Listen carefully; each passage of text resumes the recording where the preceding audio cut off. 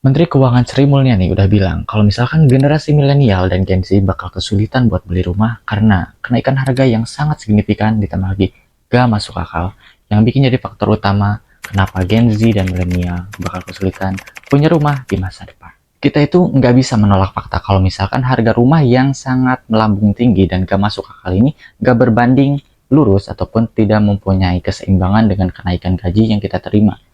Lu bisa cek aja harga rumah 5 tahun lalu dibandingkan dengan harga rumah saat ini, lu bisa cek kenaikannya berapa, dan lu bisa bandingin dengan gaji yang lu terima 5 tahun lalu dibandingkan gaji yang lu terima tahun ini. Pasti mempunyai kesenjangan yang sangat-sangat jauh, dan ini juga yang jadi faktor utama mempunyai tantangan lebih ya, kenapa Gen Z dan milenial ini kesulitan banget buat bisa punya rumah. Di sisi lain, kita banyak lihat orang berkomentar kalau misalkan Gen Z dan milenial ini gak punya prioritas untuk punya rumah. Mereka lebih mementingkan ataupun spending money-nya itu buat hal-hal yang konsumtif seperti gaya hidup, seperti beli iPhone, seperti beli mobil. Padahal mereka itu belum mampu untuk membelinya. Jadi kalau misalkan kita mau untuk menilai hal ini lebih objektif dan bertanya apakah ini murni kesalahan dari Gen Z dan milenialnya yang emang gak punya prioritas punya rumah dan lebih mementingkan untuk gaya hidup yang lebih konsumtif, menurut gua pribadi enggak. Dan kenapa gua bisa bilang enggak, kita akan coba bahas tuntas di konten kali ini. Kalau gue Sidik, gue sama seperti kalian, gue adalah milenial juga, dan di konten-konten channel ini bakal ngebahas seputar penasaran dan masalah yang kita sering alami sehari-hari, dan mungkin bisa aja relate sama lu sama gue. Oke, jadi subscribe dulu yang belum. Kalau misalkan kita lihat harga rumah yang sangat melambung tinggi ini, sebenarnya tuh ada beberapa faktor yang bikin harga rumah ini melambung tinggi. Tapi gue mau kasih tahu fakta yang menurut gue ini benar-benar luar biasa gitu. Dari beberapa referensi yang udah gue baca nih, kalau misalkan hampir 50% tanah di negara ini itu dikuasain sama 1% orang di negara ini. Yang artinya gila banget. Kenapa gue bisa bilang kayak gitu? Karena ya ini adalah salah satu faktor yang bikin harga rumah itu bisa melambung sangat-sangat tinggi. Kenapa gue bisa bilang kayak gitu? Ya karena gini aja, lo pikir dengan akal sehat lo ya. Kalau misalkan kebutuhan akan properti buat kita itu semakin hari, semakin tahun, tiap tahunnya itu terus meningkat. Sedangkan lahan yang dipunyain sama negara ini tuh terbatas, cok.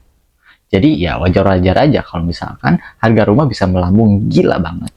Karena ya, emang lahannya itu emang udah terbatas. Sama seperti halnya bisnis ya, ada supply dan demand. Nah, ketika permintaan ini jauh lebih besar dibandingkan persediaan, tentu lo bisa dengan bebas kan mengadjust harga semau lo gitu. Cuma yang gua gak habis pikirnya itu kenapa ya yang adjust harga rumah itu terlalu tinggi gitu. Bahkan menurut gua gila banget. Kalau misalkan kita bicara soal orang 1% tadi yang menguasai hampir setengah lahan di negara ini, nah, gue bisa bilang mereka itu sangat-sangat diuntungkan dengan menguasai lahan di Indonesia ini. Mereka bisa menjual harga rumah ataupun tanah dengan harga yang sangat-sangat fantastis dan gak masuk akal sama sekali tanpa ada rugi gitu. Kenapa gue bisa bilang gak ada ruginya? Karena gini nih. Karena walaupun mereka mau menjual rumah ataupun tanah dengan harga yang jauh di atas pasaran bahkan gak masuk akal sama sekali, ya mereka gak akan ada ruginya walaupun gak akan ada orang yang mau beli properti mereka. Kenapa bisa begitu? Nah, kita pikir pakai logika dasar aja ya, ketika mereka punya lahan seluas itu dan mereka mau menjual dengan harga yang masuk akal, mereka ketika tidak ada yang mau beli, mereka pasti akan mewaris tanahnya itu ke anak-anak, cucu-cucu mereka, bener gak? Dan kalau misalkan mereka tidak mewariskannya juga, mereka bisa membuat usaha ataupun menjadikan lahan itu sebagai lahan bisnis untuk kedepannya.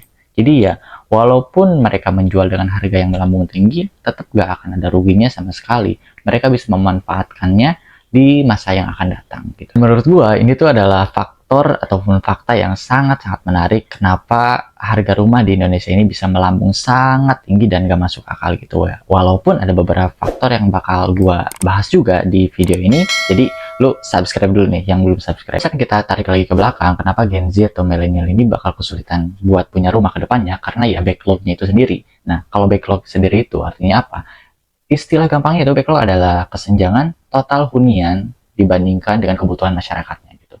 Untuk pembahasan backlog, nanti gue akan bahas di konten-konten lain. Gue bakal fokus dulu untuk faktor yang membuat Gen Z dan milenial ini kesulitan buat punya rumah dan gimana sih solusinya buat kita-kita ini yang ya gak punya power apa-apa gitu kan ya. Alasan pertama kenapa Gen Z dan milenial kesulitan buat punya rumah sendiri itu sebenarnya bukan didasari karena mereka terlalu mementingkan gaya hidup konsumtif seperti ya beli iPhone, beli mobil, ya itu ada sebagian beberapa, tapi kan ada beberapa juga yang emang punya prioritas rumah, punya rumah kayak gua nih. Tapi gaji dan harga rumah itu sangat jauh tuh kesenjangannya. Menurut Sri Mulyani, kalau misalkan rata-rata upah buruh nasional itu sekitar 3 jutaan, mereka itu bakal kesulitan banget buat manfaatin KPR. Kenapa bisa? Menurut Sri Mulyani, kalau misalkan kita simulasi dengan data rata-rata upah buruh nasional itu sebesar 3 juta, mereka itu cuma bisa akses KPR ataupun rumah itu di angka 100 jutaan. Sedangkan sekarang aja tipe rumah kecil ya, mediannya itu di angka 260 jutaan, yang dimana kondisi ini tuh bakal bikin sulit pekerja ataupun buruh buat ambil KPR gitu. Karena ya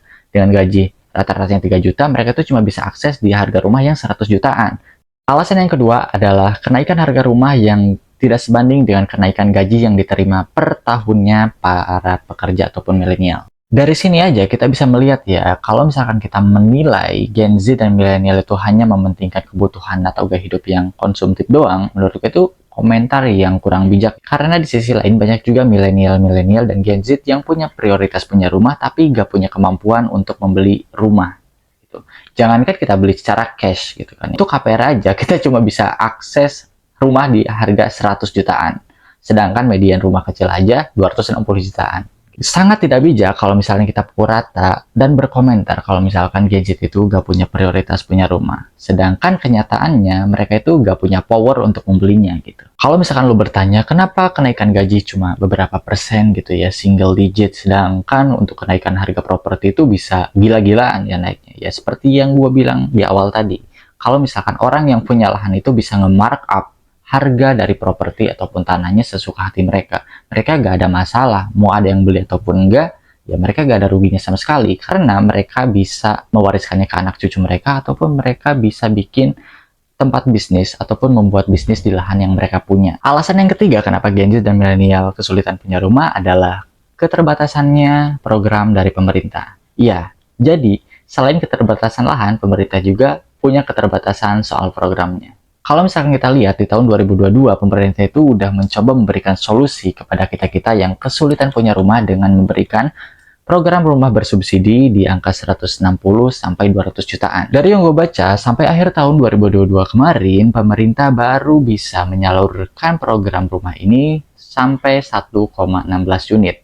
Dan di mana angka ini itu belum bisa menutupi angka backlog perumahan di Indonesia. Dan sebenarnya ada beberapa faktor lain yang bikin harga rumah itu bisa melambung tinggi dan bikin kesulitan para milenial dan Gen Z untuk bisa punya rumah. Cuma gue akan bahas untuk hal-halnya itu, faktornya itu yang lebih menonjol dan kita rasain di kehidupan sehari-hari ya. Kalau misalkan kita udah lihat dengan kondisi seperti ini, angka backlog perumahan di Indonesia ini yang tinggi, lagi harga properti yang sangat-sangat melambung tinggi dan gak masuk akal, ditambah lagi kenaikan gaji yang kita terima per tahunnya itu ya cuma single digit lah, sedikit banget dibandingkan kenaikan harga rumah yang bikin kita kesulitan buat punya rumah. Jadi apa yang harus kita lakuin dengan kondisi seperti ini gitu.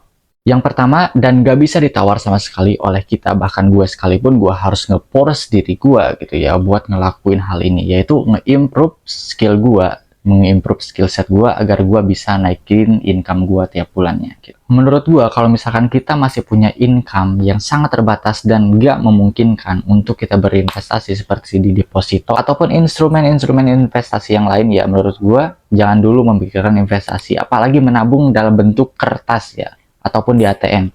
Jadi gue cerita sedikit tentang teman gue aja. Teman gue itu kebetulan dia itu ada kebutuhan mendesak di beberapa tahun ke depan gitu ya. Jadi dia menabung, tapi menabungnya itu di ATM, cok. Ngelihatnya itu kasihan ya, sekaligus lucu aja gitu. Jadi gue kasihan, gue kasih tahu untuk memindahkan duitnya itu jangan di ATM gitu ya, pindahin ke tempat yang lain gitu, biar seenggaknya duit lo itu bisa bertumbuh ataupun gak berkurang karena inflasi. Kalau misalkan kita emang punya income terbatas, ya udah kita gak usah mikirin investasi kemana-mana dulu ya, jangan kita mikirin deposito ataupun yang lainnya ya, kita cukup investasi dari leher ke atas ataupun ningkatin skill set yang kita punya, atau kita bisa pelajari hal baru yang bisa lakuin untuk naikin income yang kita punya gitu. Gak usah mikir investasi kemana-mana dulu kayak deposito yang lainnya gitu. Karena kalau misalkan kita bandingin aja, misalnya kita berandai-andai, lu punya 3 juta dan lu mau taruh itu di deposito. Sekarang gua tanya, berapa sih return deposito? Ya paling cuma 5% apa 7% per tahun kan. Nah, 3 juta ini kalau misalkan lu simpen aja lu rendam gitu sampai tahun depan, lu paling cuma dapat 150 ribuan, dan itu belum pajak yang lain-lainnya gitu. Kalau misalnya kita bandinginnya dengan naikin skill set kita, misalkan kita beli e-course, kita beli les private gitu untuk naikin skill ataupun mempelajari hal baru, kita tuh bisa naikin income.